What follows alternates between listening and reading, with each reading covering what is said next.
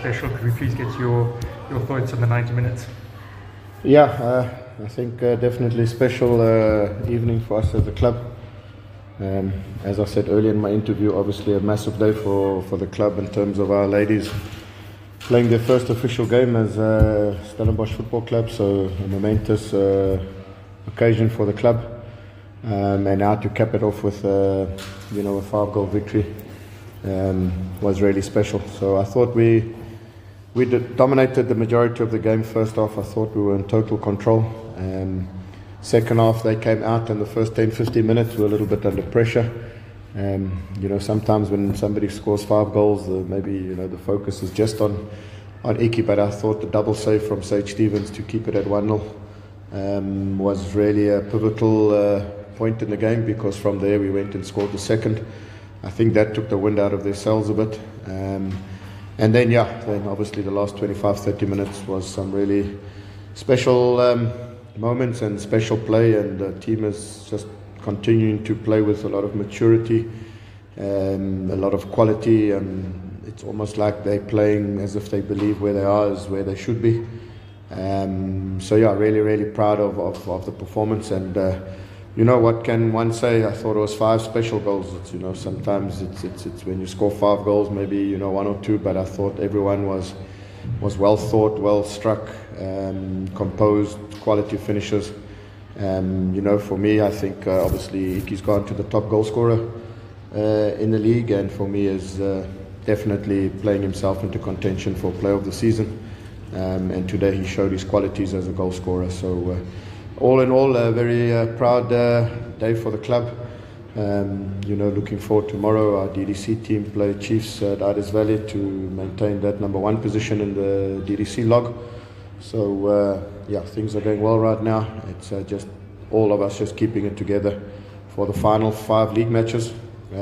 Just remaining humble, doing the things that has got us into this position, and just showing that unity, togetherness, work ethic. Because I just believe our front sort of 4 attacking players are all just difficult to play against. Their movement, in the final third, their penetrating runs, it's just, it's really good to watch. We've got to enjoy the moment, take tomorrow to enjoy off, and then obviously start preparing for a big league game on Wednesday at home against Arrows. I think enjoy the moment, recover, regenerate tomorrow, and then get back to focusing for a big league match on Wednesday evening. No questions. I'm going to ask a question. Go for it. I always ask you then. Can I just ask you this Arrows game on Wednesday? When did you know about that? Quite a while back. Oh, did you? Yeah. But that's that play-in fixture from... No, that's the following week, Wednesday against Amazulu. Polokwane. Amazulu. Yeah. So we did know about it, a while back. And in terms of, I suppose it's self-explanatory, in terms of confidence for the Nedbank Cup? Yeah, I think we're going, obviously Wednesday is a big match in terms of our league ambition, so one's got to try and sort of keep that focus on Wednesday first. But the way we're playing, and sort of the unbeaten run we're on, and at our home ground now, starting to be a difficult place for opposition to come to. We've got to look forward to Sunday also with confidence and belief. Firstly, 3 points I believe on Wednesday will again just get us closer to our ambitions, and need to just try and park the semi-final first until Thursday morning. And how is it? It's sort of like a penalty shootout. You're 3 points ahead of the Pirates. You play now, then they play, and then you've got the advantage of just keeping your nose. Is that a positive?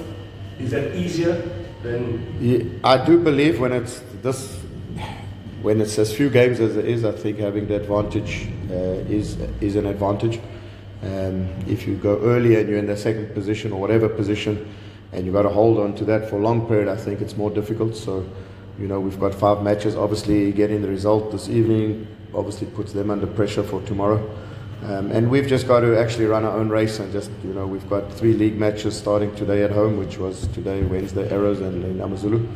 I always knew that this would be a pivotal period. If we can come out of those 3 games with a really good haul of points, we can then go into the last 3, Swallows, Sundowns, and Richards Bay.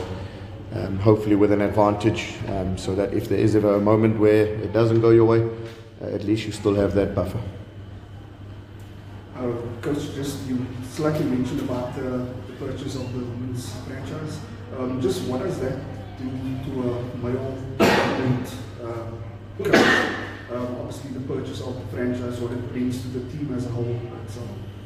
Yeah, I think it's just we've been wanting to do it for a while now. It just was just waiting for the right moment, and it was a while back. I think it was Vasco da Gama that we had wanted to sort of get straight into the Hollywoods, but unfortunately that didn't work out, and they went to STS Galaxy Ladies. So it was just waiting for the right moment. It was always going to be done. It was just the timing, and it was now the right time. And I think obviously it helps us in our position where we are. Should we finish in those positions that compete on the continent, that we have the ladies team. But I just think it's the right step. It was now the next step.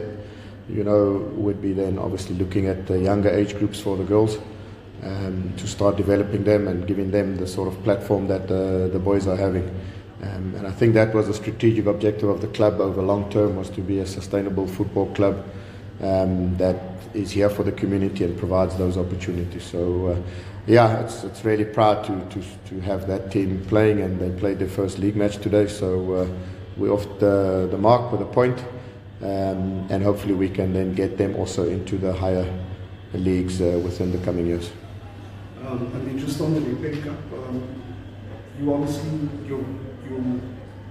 you defeated Sundowns in the 26 match unbeaten. You were really close to that 26.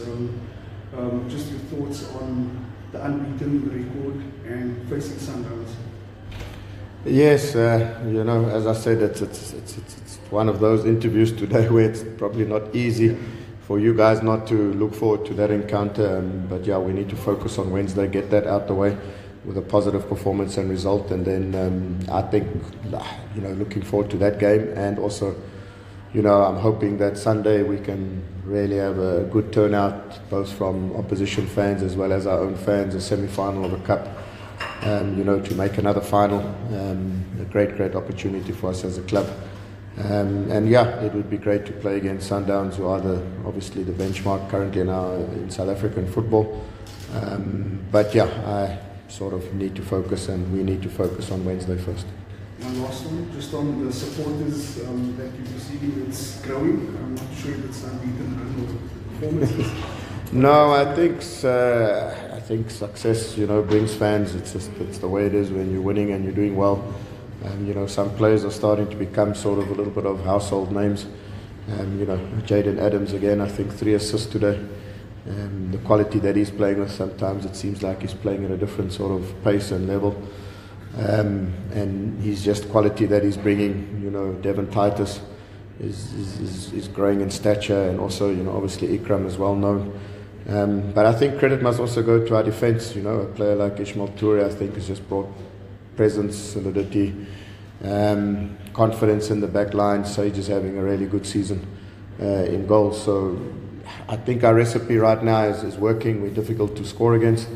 We've got a good desire and a good attitude, and going forward we look like we've got goals in us. So hopefully that can just continue for another month. Imagine making a final and finishing in those positions we're currently in. It would turn out to be an incredible season. You also said about Reynolds. I mean, first of all, how much work did you have to do on him, maybe more psychologically, when he came back from Supersport, because he didn't have a happy time there. Gavin didn't use him often. Yeah. No, I think it was just a question of him being back in a happy place, I think. The position that he plays is, for me, obviously as a number 9 down the middle.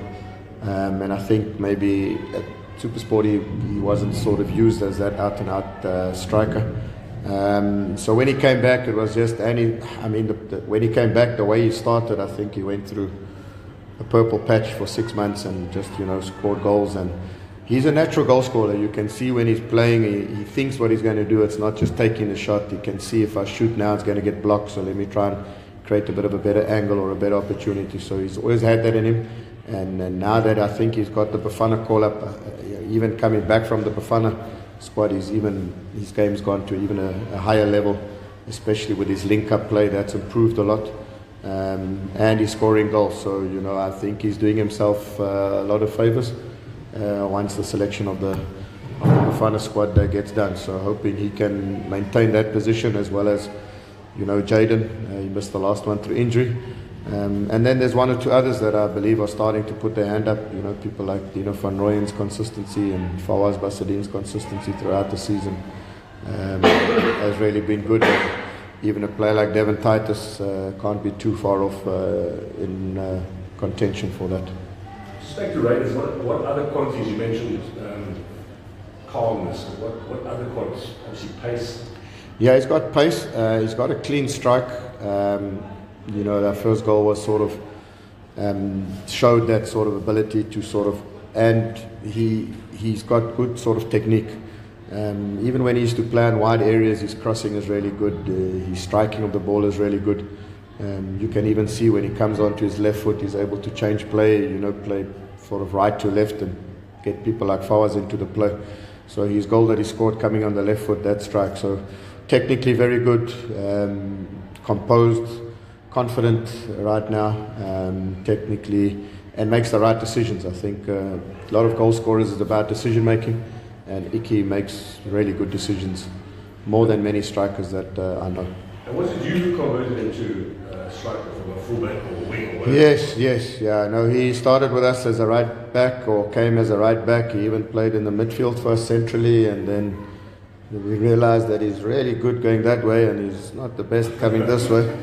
So we thought, let's play him up front.